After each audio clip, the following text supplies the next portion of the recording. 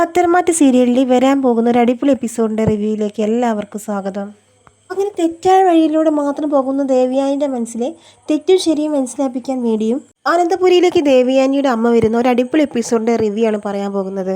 അങ്ങനെ അനാമികയുടെ ഉള്ളിൽ വലിയ രീതിയിൽ തന്നെ പക തോന്നുകയാണ് നവ്യയോട്. കാരണം അനാമികയുടെ അമ്മയുടെയും എല്ലാ കള്ളത്തരങ്ങളും കണ്ടുപിടിച്ച് എല്ലാവരുടെ മുന്നിൽ തേച്ചൊട്ടിച്ചത് നവ്യയായിരുന്നു.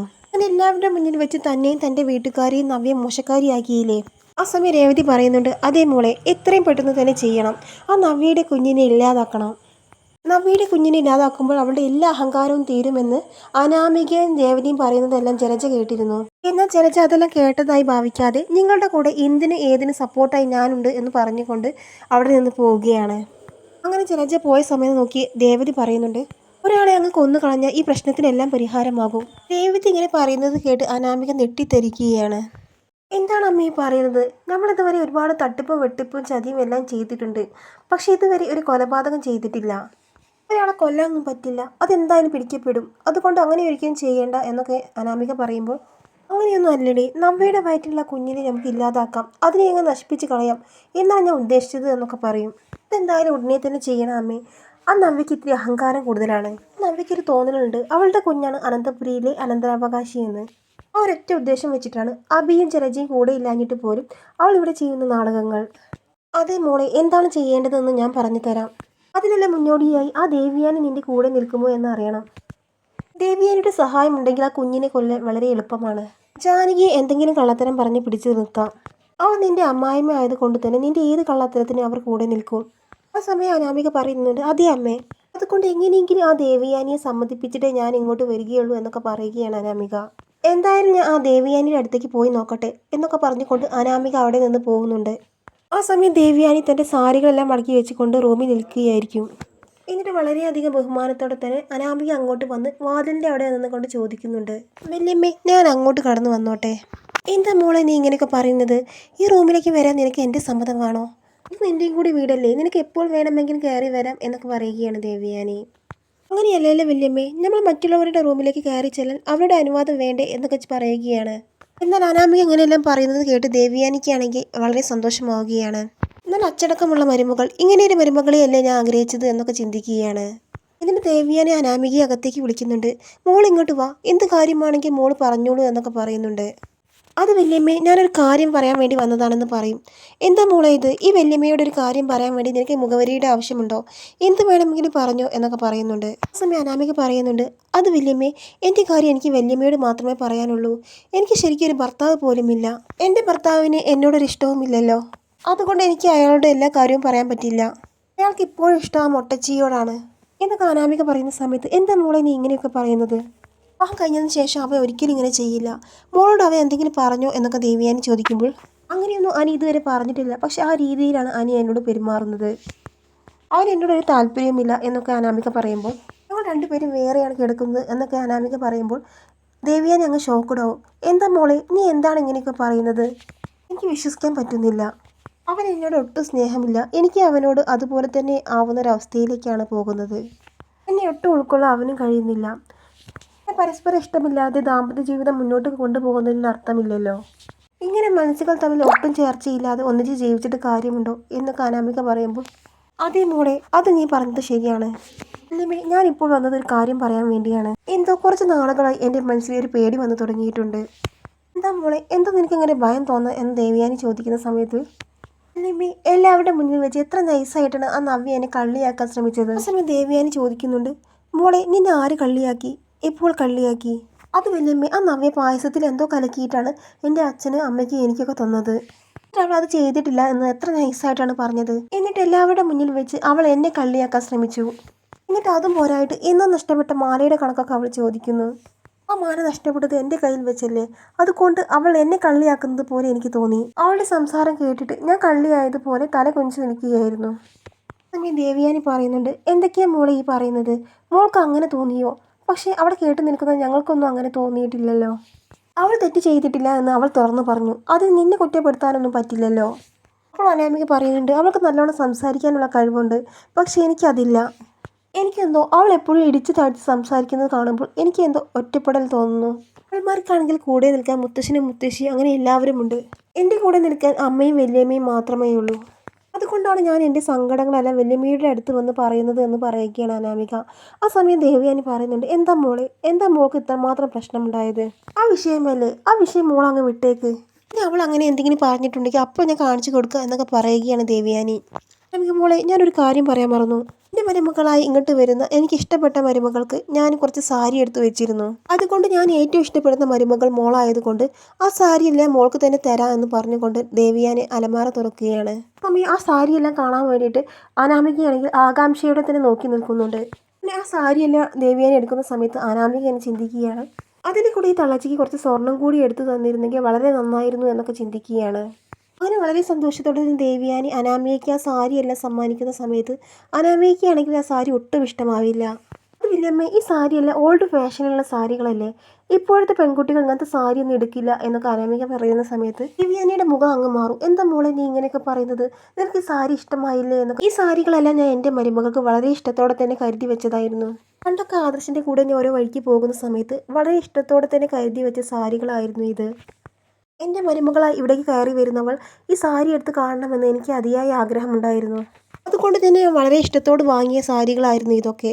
അതുമാത്രമല്ല സ്വർണ്ണാഭരണങ്ങളും ഞാൻ അങ്ങനെ തന്നെയാണ് വാങ്ങിയത്. സ്വർണ്ണാഭരണങ്ങളെന്ന് കേട്ടതോടെ അനാമികയുടെ കണ്ണങ്ങ് ജ്വലിക്കുകയാണ്. സ്വർണ്ണാഭരണങ്ങളുടെ കാര്യം പറഞ്ഞപ്പോൾ അനാമിക ഇങ്ങനെ പറയുകയാണ്, വല്യമ്മേ എന്നാൽ ഞാൻ ഈ സാരിയെല്ലാം ഞാൻ എടുത്തോളാം. ആ സമയം ദേവയാനി പറയുകയാണ്, വേണ്ട മോളെ, മോൾക്ക് ഇഷ്ടമില്ലെങ്കിൽ സാരി മോൾ എടുക്കേണ്ട. അല്ല വല്യമ്മേ, വല്യമ്മ ഇഷ്ടത്തോടു കൂടി തന്നെ വാങ്ങി തന്നതല്ലേ, അതുകൊണ്ട് ഈ സാരി ഞാൻ എടുത്തോളാം. ഇപ്പോൾ അടുത്ത് തന്നെ എൻ്റെ കൂട്ടുകാരിയുടെ ഒരു കല്യാണം വരുന്നുണ്ട്, അതുകൊണ്ട് ഇതിൽ നിന്നൊരു സാരി എടുത്ത് ഞാൻ പോയിക്കോളാം എന്നൊക്കെ അനാമിക പറഞ്ഞ സമയത്ത് ദേവയാനി പറയുന്നുണ്ട്, അല്ല മോളെ, നീ അല്ലേ പറഞ്ഞത് ഇത് ഓൾഡ് ഫാഷനാണെന്ന്? വല്യമ്മേ അതൊന്നും കുഴപ്പമില്ല, പെട്ടെന്ന് കണ്ടപ്പോൾ ഞാൻ ഓൾഡ് ഫാഷനാണെന്ന് പറഞ്ഞു പോയതാണ്. എന്തായാലും എൻ്റെ വല്യമ്മ ഇഷ്ടത്തോടെ എടുത്തു തന്ന സാരിയല്ലേ ഇത്. വല്യമ്മ എടുത്തു തരുന്ന സാരിയൊന്നും അത്ര മോശമാവില്ല. മാത്രമല്ല വല്യമ്മയുടെ അടുത്ത് ഒത്തിരി അധികം കളക്ഷൻ ഉണ്ടല്ലോ സാരിയുടെ. അല്ലെങ്കിൽ എൻ്റെ കൂട്ടുകാരികളെല്ലാം പറയാറുണ്ട് വല്യമ്മയുടെ സാരികളെല്ലാം സൂപ്പറാണ് എന്നൊക്കെ പറഞ്ഞ് ദേവയാനി സോപ്പിടുകയാണ് അനാമിക. എന്നിട്ട് സാരികളെല്ലാം കിട്ടിയതിന് ശേഷം അനാമികയാണെങ്കിൽ വളരെ സന്തോഷത്തിലാണ്. എന്നിട്ട് പോകുന്നതിന് മുമ്പ് ദേവയാനിയോട് പറയുന്നുണ്ട്, ഈ വല്യമ്മ പറയാൻ വന്ന കാര്യം ഞാൻ മറന്നുപോയി, ആ നവ്യയെക്കുറിച്ച് പറയാനാണ് ഞാൻ വന്നത്. പ്രശ്നങ്ങളെല്ലാം ഒതുങ്ങി എന്നാണ് ഞാൻ കരുതിയത്, പക്ഷേ ആ നവ്യ വീണ്ടും എന്നോട് ഏറ്റുമുട്ടാൻ വേണ്ടി വന്നിരിക്കുന്നു. നവ്യ എൻ്റെ അടുത്ത് വന്ന് പറയുകയാണ്, നീ എന്ത് തെറ്റ് ചെയ്താലും വല്യമ്മ കൂടെ നിൽക്കുമെന്നാണോ നീ കരുതിയത്? നീ എന്തെങ്കിലും ചെയ്ത് കൂട്ടിയത് ആ വല്യമ്മ എന്ന് പറയുന്ന ദേവിയാനി നിൻ്റെ കൂടെ നിൽക്കില്ല എന്നൊക്കെ പറഞ്ഞുകൊണ്ട് നവ്യ എന്നെ വെല്ലുവിളിച്ചു എന്നൊക്കെ പറയുകയാണ്. ആ സമയം ദേവയാനി ചോദിക്കുന്നുണ്ട്, എന്താ മോളെ നീ പറഞ്ഞത്, അവൾ ശരിക്കും ഇങ്ങനെ പറഞ്ഞു എന്നൊക്കെ ചോദിക്കുമ്പോൾ അതേ വല്യമ്മേ, അവൾ എന്നെ വെല്ലുവിളിച്ചിട്ടാണ് പോയത്. അതുമാത്രമല്ല അവൾ എന്നോട് പറഞ്ഞത് അനി ഒരിക്കലും എന്നെ സ്നേഹിക്കില്ലെന്നും എനിക്ക് ഒരിക്കലും നിന്നെ ഭാര്യയായി കാണാൻ കഴിയില്ല. മാത്രമല്ല എനിക്ക് അനന്തപുരിയിലെ കുഞ്ഞിനെ ഗർഭം ധരിക്കാൻ കഴിഞ്ഞു, നിന്നെ കൊണ്ട് അതിനൊന്നും കഴിയില്ല എന്നൊക്കെ പറഞ്ഞുകൊണ്ട് നവ്യ എന്നെ പുച്ഛിച്ചു എന്നൊക്കെ പറയുകയാണ് അനാമിക. അവൾ ഇങ്ങനെയൊക്കെ സംസാരിച്ചപ്പോൾ എൻ്റെ മനസ്സ് വല്ലാതെ വേദനിച്ചു വല്യമ്മേ. അവൾ പറഞ്ഞത് വളരെ ശരിയല്ലേ വല്യമ്മേ, അനി ഇതുവരെ എന്നോട് നല്ലപോലെ സംസാരിക്കുകയോ സ്നേഹിക്കുകയോ ഒന്നും ചെയ്തിട്ടില്ല. ദേവയാനി പറയുന്നുണ്ട്, എന്താ മോളെ നീ ഇങ്ങനെയൊക്കെ സംസാരിക്കുന്നത്, അനിയെ എനിക്ക് നന്നായിട്ട് അറിയാം, അവൻ ഒരിക്കൽ നിന്നെ എന്തായാലും സ്നേഹിക്കും മോളെ, നീ വിഷമിക്കേണ്ട എന്നൊക്കെ പറയുകയാണ്. അനി എന്തായാലും നിന്നെ സ്നേഹിക്കും, അതിനുവേണ്ടി നീ കാത്തിരിക്കുക, നീ ടെൻഷൻ ആവണ്ട എന്നൊക്കെ ദേവയാനി പറയുമ്പോൾ സമയം അനാമിക പറയുന്നുണ്ട്, അവൾ എങ്ങനെ പറഞ്ഞത് എനിക്ക് ഒരിക്കലും മറക്കാൻ പറ്റില്ല, അതുകൊണ്ട് എനിക്ക് അവൾക്ക് നല്ല മറുപടി കൊടുക്കണം. അതുകൊണ്ട് ദേവയാനി പറയുകയാണ്, അത് വേണം, അതെന്തായാലും വേണം, അവൾക്ക് നല്ലൊരു മറുപടി തന്നെ കൊടുക്കണം, എന്നാൽ മാത്രമേ അവളുടെ അഹങ്കാരം മാറുകയുള്ളൂ എന്നൊക്കെ ദേവയാനി പറയുന്ന സമയത്ത് ആ സമയത്ത് അനാമിക പറയുന്നുണ്ട്, ശരിയാണ് വല്യമ്മേ, എന്നാൽ അവൾക്കിട്ട് നമുക്കൊരു പണി കൊടുത്താലോ, അവളുടെ വയറ്റിലുള്ള കുഞ്ഞിനെ നമുക്ക് നശിപ്പിച്ചാലോ എന്നൊക്കെ ചോദിക്കുകയാണ് അനാമിക. ആ കുഞ്ഞ് പോകുന്നതോടെ അവളുടെ അഹങ്കാരം അങ്ങ് തീർന്നു കിട്ടും, ഈ വീട്ടിൽ പിന്നെ ഒരു സ്ഥാനവും ഉണ്ടാവില്ല എന്നൊക്കെ അനാമിക പറയുമ്പോൾ അനാമികയുടെ വാക്കുകൾ കേട്ട് ദേവയാനി അങ്ങ് ഞെട്ടിപ്പോവുകയാണ്. കാരണം നവ്യയോട് എത്ര ദേഷ്യമുണ്ടെങ്കിലും നവ്യയുടെ വയറ്റിലുള്ള കുഞ്ഞിനെ സ്വന്തം കുഞ്ഞിനെ പോലെയാണ് ദേവയാനി കാണുന്നത്. അനന്തപുരിയിലെ അനന്തരാവകാശിയാണ് നവ്യയുടെ വയറ്റിൽ വളരുന്നത് എന്ന പരിഗണനയെല്ലാം ദേവയാനിക്ക് ഉണ്ടാകും. അനാമികയുടെ വാക്കെല്ലാം കേൾക്കുന്ന സമയത്ത് ദേവയാനി ആണെങ്കിൽ ആകെ ഷോക്കഡ് ആവുന്നുണ്ട്. എന്നിട്ട് എന്താണ് നീ പറഞ്ഞത് എന്നൊക്കെ ചോദിക്കുന്നുണ്ട്. ഇത്രയും കാലം താൻ വിചാരിച്ചതുപോലെയല്ല അനാമിക, ഇവൾക്ക് എങ്ങനെ ഇത്ര ക്രൂരമായി ചിന്തിക്കാൻ കഴിയുന്നു, ഇത്രയും മോശ സ്വഭാവത്തിന് ഉടമയാണോ എന്നൊക്കെ ദേവയാനി ചിന്തിക്കുകയാണ്. ഇത് കേൾക്കുന്നത് സത്യമാണോ എന്നൊക്കെ ആലോചിച്ച് ദേവയാനിക്കാണെങ്കിൽ അത് വിശ്വസിക്കാൻ പോലും പറ്റുന്നില്ല. അനാമികയുടെ വാക്കുകൾ കേട്ട് ദേവയാനിയുടെ ശരീരമെല്ലാം കത്തിപ്പുകയുകയാണ്. ഈശ്വര, ഇവളുടെ മനസ്സ് ഇത്രയും ക്രൂരമായിരുന്നോ, ഇത്രയും കാലം എൻ്റെ മരുമകൾ എൻ്റെ മരുമകൾ എന്ന് പറഞ്ഞുകൊണ്ട് ഇവൾക്കാണോ ഞാൻ സ്നേഹം വാരി കോരി കൊടുത്തിരുന്നത്. ഇവളുടെ മനസ്സ് ഇത്രയും ക്രിമിനൽ മൈൻഡായിരുന്നു എന്നൊക്കെ ചിന്തിച്ചുകൊണ്ട് ദേവയാനി അനാമികയെ തന്നെ തുറച്ചു നോക്കുകയാണ്. ദേവയാനി ഇങ്ങനെ ദേഷ്യത്തോടെ നോക്കുന്ന സമയത്ത് അനാമിക ചിന്തിക്കുകയാണ്, ഞാൻ പറഞ്ഞത് തെറ്റായിപ്പോയോ? ഇതിൻ്റെ പേരിൽ ഇവരെന്നെ ശിക്ഷിക്കുമോ? അത് കേട്ട് അനാമിക ചോദിക്കുന്നുണ്ട്, എന്താ വല്യമ്മേ, ഞാൻ പറഞ്ഞത് തെറ്റായിപ്പോയോ? പെട്ടെന്നുള്ള ദേഷ്യത്തിൻ്റെ പേരിൽ ഞാൻ പറഞ്ഞു പോയതാണ്. എനിക്ക് അങ്ങനെയാണ് പറയാൻ തോന്നിയത്. കാരണം അത്രമാത്രം അഹങ്കാരത്തോടെയാണ് അവൾ എൻ്റെ അടുത്ത് സംസാരിച്ചത്. കുഞ്ഞിനെ അങ്ങ് നശിപ്പിച്ച അവളുടെ കൊമ്പടിയുമെന്ന് ഞാൻ കരുതി. അത്രമാത്രം അഹങ്കാരത്തോടു കൂടിയല്ലേ അവൾ വല്യമ്മയോട് കൂടി സംസാരിക്കുന്നത്. എന്നാൽ ഇതെല്ലാം കേട്ട് ദേവയാനിയാണെങ്കിൽ ഒന്നും മിണ്ടുന്നില്ല. ആ സമയം അനാമിക പറയുകയാണ്, വല്യമ്മേ, ഞാൻ പറഞ്ഞത് തെറ്റാണെങ്കിൽ എന്നോട് ക്ഷമിക്കണം. അറിയാതെ പറഞ്ഞു പോയതാണ്. എന്നാൽ അനാമിക പോകുന്ന സമയത്ത് ദേവയാനിക്ക് അത് ഒട്ടും തന്നെ ഉൾക്കൊള്ളാൻ കഴിയുന്നില്ല. ദേവയാനി ഇങ്ങനെ ചിന്തിക്കുന്നുണ്ട്, ഇത്രമാത്രം ക്രിമിനൽ മൈൻഡുള്ള ഒരു പെണ്ണിനെയാണോ എന്നെ സ്വന്തം മോളെ പോലെ കരുതി സ്നേഹിച്ചത്? എന്റെ സ്വന്തം മരുമകളെ പോലെ അവഗണിച്ചുകൊണ്ട് ഞാൻ അവൾക്ക് വലിയ സ്ഥാനം കൊടുത്തു. ഇവൾ ഇത്രയും വലിയൊരു രാക്ഷസിയായിരുന്നോ? പിഞ്ചു കുഞ്ഞിനെ പോലും വെറുതെ വിടാത്ത ഇവളെ പോലുള്ള ക്രിമിനൽ മൈൻഡുള്ള ഒരു പെണ്ണിനെയായിരുന്നു താൻ ഇത്രയും കാലം സ്നേഹിച്ചത് എന്നൊക്കെ ഓർക്കുമ്പോൾ ദേവയാനിക്ക് തന്നെ ഒരു ലജ്ജ തോന്നുകയാണ്. ദേവയാനി ആകെ സ്തംഭിച്ച് ഞാൻ നിൽക്കുന്ന സമയത്ത് ജയ അങ്ങോട്ട് വരികയാണ്. ദേവയാനി, നീ എൻ്റെ ഡ്രസ്സെല്ലാം ഒന്ന് അയൺ ചെയ്ത് തന്നേ, എനിക്ക് ഓഫീസിൽ പോകാനുണ്ട്, ഒരു അർജൻറ്റ് മീറ്റിംഗ് ഉണ്ട് എന്നൊക്കെ ജയൻ പറയുന്ന സമയത്ത് ദേവയാനിയാണെങ്കിൽ അതൊന്നും മൈൻഡ് ചെയ്യുന്ന പോലുമില്ല. ആ സമയം ജയൻ വന്ന് തട്ടിയിട്ട് ദേവയാനിയോട് ചോദിക്കുന്നുണ്ട്, എന്താ ദേവ നീ ഒന്നും മിണ്ടാത്തത്? നീ എന്താ ആലോചിച്ച് നിൽക്കുന്നത്? എന്താ നീ ഇവിടെ ഒന്നുമല്ലേ നിൽക്കുന്നത് എന്ന് ജയൻ ചോദിക്കുന്ന സമയത്ത് ദേവയാനിക്കാണെങ്കിൽ ആകെ നെട്ടിത്തെറിച്ച് നിൽക്കുകയാണ്. എന്താ ചേട്ടൻ പറഞ്ഞത് എന്നൊക്കെ ദേവയാനി ചോദിക്കുമ്പോൾ, എൻ്റെ ഡ്രസ്സൊന്നും അയൺ ചെയ്ത് തരാമോ എന്നാണ് ഞാൻ പറഞ്ഞത് എന്നൊക്കെ ജയൻ പറയുമ്പോൾ, ആ ചേട്ടാ ഞാൻ അയൺ ചെയ്ത് തരാം. അതിനു മുമ്പ് ഒരു കാര്യം ഞാൻ ചോദിച്ചോട്ടെ, ഒരാൾക്ക് എപ്പോഴാണ് ഒരാളെ കൊല്ലാൻ തോന്നുന്നത് എന്നൊക്കെ ചോദിക്കുമ്പോൾ ആ സമയം ജയൻ പറയുന്നുണ്ട്, അയാളുടെ മനസ്സിൽ അത്രയും ക്രിമിനലായിട്ടുള്ള വികൃതമായ മനസ്സുണ്ടായത് കൊണ്ടാണ് ഇങ്ങനെ കൊല്ലാനൊക്കെ തോന്നുന്നത് എന്നൊക്കെ ജയൻ പറയുകയാണ്. ആ സമയം ദേവയാനി ചോദിക്കുന്നുണ്ട്, അതുകൊണ്ട് മാത്രമാണോ ചേട്ടാ? ആ വ്യക്തിയുടെ മനസ്സിൽ ചിലപ്പോൾ അയാളോട് അത്രയും പകയുള്ളത് കൊണ്ടുമാവില്ലേ? ആ സമയം ജയൻ പറയുന്നുണ്ട്, അങ്ങനെയൊന്നുമല്ല, അയാളുടെ മനസ്സിൽ അത്രയും ക്രിമിനലായിട്ടുള്ള മൈൻഡുള്ളത് കൊണ്ടാകണം. അത്രയും ക്രിമിനൽ മൈൻഡുള്ള ഒരാളെ ഇങ്ങനെ കൊല്ലാനൊക്കെ തോന്നുകയുള്ളൂ എന്നൊക്കെ പറയുകയാണ് ജയൻ. എത്ര പകയും എത്ര ദേഷ്യമോ എത്ര വ്യക്തിവിദ്വേഷം ഉണ്ടെങ്കിൽ പോലും ഒരാൾക്ക് ഒരാളെ കൊല്ലുന്നത് ചിന്തിക്കാൻ പോലും പറ്റില്ല. പക്ഷേ അങ്ങനെ ഒരാൾ ചിന്തിക്കുന്നുണ്ടെങ്കിൽ അയാളുടെ മനസ്സ് അത്രമാത്രം ക്രിമിനൽ മൈൻഡായിരിക്കണം. എന്നാൽ ജയൻ്റെ വാക്കുകളെല്ലാം കേട്ട് ദേവയാനി ആകെ ഞെട്ടിപ്പോവുകയാണ്. എന്താ ദേവയാനി, എന്താണ് ഇനി ഇപ്പോൾ ഇങ്ങനെയൊക്കെ ചോദിച്ചത്? എന്താണ് കാരണം എന്നൊക്കെ ചോദിക്കുമ്പോൾ, എൻ്റെ മനസ്സിലെ പക അങ്ങനെ കൂട്ടിയിട്ട് നിനക്ക് നയനെ കൊല്ലാൻ വല്ല പദ്ധതിയുണ്ടോ എന്നൊക്കെ ജയൻ ചോദിക്കുന്ന സമയത്ത് ജയേട്ടൻ ഇങ്ങനെയൊക്കെ പറയുന്നത്, എൻ്റെ മനസ്സ് അത്രയും ക്രൂരമായ മനസ്സാണോ?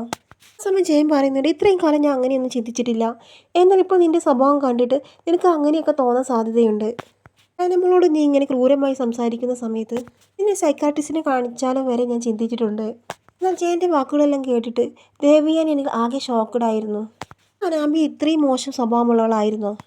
എൻ്റെ മനസ്സിൽ നയനയോട് ഒരുപാട് വെറുപ്പ് തോന്നിയിട്ടുണ്ട്. പക്ഷെ ഇങ്ങനൊരു ചിന്ത ഒരിക്കലും എൻ്റെ മനസ്സിൽ വന്നിട്ടില്ല. ഇതെല്ലാം ഓർത്ത് ആകെ സ്തംഭിച്ച് നിൽക്കുകയാണ് ദേവയാനി. എന്നാൽ ദേവയാനി ഇങ്ങനെ നിൽക്കുന്ന സമയത്ത് ജയൻ ചോദിക്കുന്നുണ്ട്, എൻ്റെ ഡ്രസ്സൊന്ന് അയൺ ചെയ്ത് തരുമോ? എന്നാൽ അതൊന്നും ദേവയാനി കേൾക്കുന്നില്ല. എന്നാൽ ആ ഡ്രസ്സ് നീ ഇങ്ങ് തന്നെ, ഞാൻ നയനമോളുടെ അടുത്ത് കൊണ്ടുപോകാം, അവൾ ഇസ്തിരി ഇട്ട് തരൂ എന്നൊക്കെ പറഞ്ഞുകൊണ്ട് ജയൻ ആ ഡ്രസ്സെല്ലാം വാങ്ങി നയനയുടെ അടുത്തേക്ക് പോകുന്നുണ്ട്. ആ സമയത്തെല്ലാം ദേവയാനിയുടെ മനസ്സിൽ നവ്യയുടെ കുഞ്ഞിനെ നശിപ്പിക്കുക എന്ന് പറഞ്ഞ അനാമികയുടെ വാക്കുകളായിരുന്നു. അങ്ങനെ ആ സമയത്തെല്ലാം ദേവയാനിയുടെ ഫോൺ നിർത്താതെ ബെല്ലടിക്കുന്നുണ്ട്. പക്ഷെ ദേവയാനി അതൊന്നും കേൾക്കുന്നേയില്ല. കുറേ തവണ ഫോൺ ബെല്ലടിക്കുന്നത് കണ്ട് ദേവയാനി സ്വബോധത്തിലേക്ക് വരികയാണ്. ചുറ്റും നോക്കുന്നുണ്ട്, തൻ്റെ ഫോൺ ഇങ്ങനെ നിർത്താതെ ബെല്ലടിക്കുന്നുണ്ടല്ലോ. ഫോൺ എടുക്കാൻ നോക്കുന്ന സമയത്ത് ദേവയാനിയുടെ അമ്മയായിരിക്കും വിളിക്കുന്നത്. അമ്മ, എന്താണ് അമ്മ ഇങ്ങനെ വിളിക്കുന്നത് എന്നൊക്കെ ദേവയാനി ചോദിക്കുന്ന സമയത്ത്, നിന്നെ ഞാൻ ഒരുപാട് പ്രാവശ്യം വിളിച്ചല്ലോ, നീ എന്താണ് ഫോൺ എടുക്കാത്തത്? നീ എന്താ ഒന്നും മിണ്ടാത്തത്? എന്താ കാര്യം എന്നൊക്കെ അമ്മ ചോദിക്കുമ്പോൾ, എന്താ നിന്റെ മരുമകൾ നിന്നെ വേദനിപ്പിച്ചോ എന്നൊക്കെ അമ്മ ചോദിക്കുമ്പോൾ, അങ്ങനെയൊന്നുമില്ല അമ്മേ, അവൾ എന്നെ വേദനിപ്പിച്ചിട്ടൊന്നുമില്ല. പിന്നെ എന്താ നിന്റെ പ്രശ്നം? എന്തായാലും നീ തുറന്നു പറ. നയനമോൾ അല്ലെങ്കിൽ ഇപ്പോൾ വന്ന പുതിയ മരുമകളാണോ നിന്നെ വിഷമിപ്പിച്ചത് എന്നൊക്കെ അമ്മ ചോദിക്കുമ്പോൾ, എന്തായാലും ആ പുതിയ മരുമകൾ അത്ര നല്ല സ്വഭാവമൊന്നുമല്ല, എന്തായാലും നീ അവളെ ഒന്ന് സൂക്ഷിക്കണം എന്നൊക്കെ അമ്മ പറയുമ്പോൾ, എന്താ അവൾ എന്തെങ്കിലും പ്രശ്നമുണ്ടാക്കിയോ എന്നൊക്കെ അമ്മ ചോദിക്കുന്ന സമയത്ത് ദേവയാനി പറയുന്നുണ്ട്, അതൊന്നുമല്ല അമ്മേ, എനിക്ക് ഇവിടെ ഒരു പ്രശ്നവുമില്ല, ഞാൻ വളരെ ഹാപ്പിയാണ് എന്നൊക്കെ ദേവയാനി പറയുന്ന സമയത്ത്, എന്തായാലും എനിക്ക് നിന്നെ ഒന്ന് കാണണം, ഞാൻ ഇപ്പോൾ തന്നെ അങ്ങോട്ട് വരുന്നുണ്ട് എന്നൊക്കെ പറയുകയാണ് ദേവയാനിയുടെ അമ്മ. ദേവയാനിയെ അനാമികയും എല്ലാവരെയും കാണാൻ വേണ്ടി ദേവയാനിയുടെ അമ്മ അനന്തപുരിയിലേക്ക് വരുന്നുണ്ട്. അങ്ങനെ അനന്തപുരിയിലേക്ക് വരുന്ന സമയത്ത് ദേവയാനിയുടെ അമ്മ ഒറ്റ നോട്ടത്തിൽ തന്നെ അനാമികയെ തിരിച്ചറിയുന്നുണ്ട്. ഒരാളെ കാണുമ്പോൾ തന്നെ അയാളുടെ സ്വഭാവം എന്താണെന്ന് മനസ്സിലാക്കാനുള്ള കഴിവ് ദേവയാനിയുടെ അമ്മയ്ക്കുണ്ടായിരുന്നു. അങ്ങനെ ദേവയാനിയുടെ അമ്മ ദേവയാനിക്ക് പറഞ്ഞു കൊടുക്കുന്നുണ്ട്, മോൾക്കൊരു തെറ്റ് പറ്റി. നിന്റെ മരുമകളാകാൻ ഏറ്റവും കൂടുതൽ യോഗ്യത നയനമോൾക്ക് മാത്രമാണ്. ഞാൻ എൻ്റെ മോളെ മരുമകളായി കിട്ടിയത് നിന്റെ ഭാഗ്യമാണ്. പക്ഷേ നീ നിന്റെ മരുമകളായി സ്നേഹിക്കുന്ന അനാമിക വെറും ഒരു ഫ്രോഡാണ്. മാത്രമല്ല അനാമികയുടെ അവളുടെ വീട്ടുകാരുടെ നെറ്റിയിൽ എഴുതി വെച്ചിട്ടുണ്ട് അവർ വെറും ഒരു ഫ്രോഡുകളാണെന്ന്. അങ്ങനെ അമ്മയുടെ വാക്കുകൾ കേട്ട് ദേവിയാനിയാണ് ആകെ വല്ലാതെയായി പോകുന്നുണ്ട്. ഈശ്വര, എനിക്ക് തെറ്റ് പറ്റിപ്പോയോ? അനാമിക മുൻപ് പറഞ്ഞ വാക്കുകളെല്ലാം ദേവിയാനിയുടെ മനസ്സിലേക്ക് വരുന്നുണ്ട്. മാത്രമല്ല അമ്മയുടെ വാക്കുകൾ കൂടി കേട്ടപ്പോൾ ദേവിയാനിക്കാണെങ്കിൽ എല്ലാ കാര്യങ്ങളും മനസ്സിലായി തുടങ്ങുകയാണ്. സമയം ദേവിയാനിയുടെ മനസ്സ് ദേവിയാനിയോട് പറയുന്നുണ്ട്, എന്താ ദേവിയാനി, ഇപ്പോഴെങ്കിലും നിനക്ക് കാര്യങ്ങളെല്ലാം മനസ്സിലായോ? എൻ്റെ അമ്മ പറഞ്ഞത് എത്രമാത്രം ശരിയാണ്. ഇനിയെങ്കിലും നീ മനസ്സിലാക്കണം, ഒരു ക്രിമിനൽ പാതയിലൂടെയാണ് നീ പോകുന്നതെന്ന്. ഇനിയും ആ ക്രിമിനൽ പാതയിലൂടെയാണ് നീ സഞ്ചരിച്ചു കൊണ്ടിരിക്കുന്നതെങ്കിൽ അനാമികയേക്കാൾ ക്രിമിനൽ മൈൻഡ് തനിക്കായിരിക്കും എന്നൊക്കെ ചിന്തിക്കുകയാണ് ദേവിയാനി. സമയം ദേവിയാനി ഇങ്ങനെ നെട്ടിലോടെ ചിന്തിക്കുകയാണ്, ഇല്ല, ഒരു കുഞ്ഞിനെ കൊല്ലാനുള്ള ക്രിമിനൽ മൈൻഡൊന്നും എനിക്കില്ല എന്നൊക്കെ ചിന്തിച്ച് ഇങ്ങനെ നിലവിളിക്കുകയാണ് ദേവിയാനി. ഒരിക്കലും അനന്തപുരിയിൽ ഒരു കുഞ്ഞിനെ ഇങ്ങനെ കൊല്ലാനുള്ള കഴിവൊന്നും തനിക്കില്ല എന്നൊക്കെ ദേവിയാനി ചിന്തിക്കുന്ന സമയത്ത് ദേവിയാനിയുടെ മനസ്സ് പറയുന്നുണ്ട്, ഇല്ല, നീ അങ്ങനെ ചെയ്യും, നീ എന്തായാലും അങ്ങനെ ചെയ്യും എന്നൊക്കെ ഇങ്ങനെ പറയുകയാണ്. അങ്ങനെ ഓരോരോ കാര്യങ്ങൾ ദേവിയാനിയുടെ മനസ്സാക്ഷി ഇങ്ങനെ ഓർമ്മപ്പെടുത്തുകയാണ്. അപ്പോഴാണ് താൻ ചെയ്ത തെറ്റിനെക്കുറിച്ച് ദേവിയാനിക്ക് നല്ല ബോധമുണ്ടാവുന്നത്. ദേവിയാനിയുടെ അമ്മ കുറച്ച് ദിവസം അനന്തപുരിയിൽ നിന്ന് ദേവിയാനിയുടെ മനസ്സിനെ റെഡിയാക്കിയിട്ടാണ് അവിടെ നിന്ന് പോകുന്നത്. അതോടുകൂടി എല്ലാ കാര്യത്തിനും തീരുമാനമാകുന്നുണ്ട്. അനാമിക എന്ന പെരുങ്കളിയുടെ സ്വഭാവം അനാമികയുടെ ക്രിമിനൽ മൈൻഡിനെ കുറിച്ച് ശരിക്കും മനസ്സിലാക്കി കൊടുക്കുന്നുണ്ട് ദേവിയാനിയുടെ അമ്മ. അതിനുശേഷം നയനയോട് ചെയ്ത എല്ലാ ക്രൂരതയ്ക്കും വലിയൊരു ശിക്ഷ തന്നെ ദേവിയാനിക്ക് കിട്ടുന്നുണ്ട്. അങ്ങനെ ദേവിയാനിയാണെങ്കിൽ തല മിന്നി വീഴുകയും നിറാരോഗിയായി കിടപ്പിലായ ദേവിയാനിയെ അവസാനം നയനെ തന്നെയാണ് നോക്കുന്നത്. സമയം അനാമികയാണെങ്കിൽ ദേവിയാനിയെ ഒന്നും തിരിഞ്ഞു പോലും നോക്കുന്നില്ല.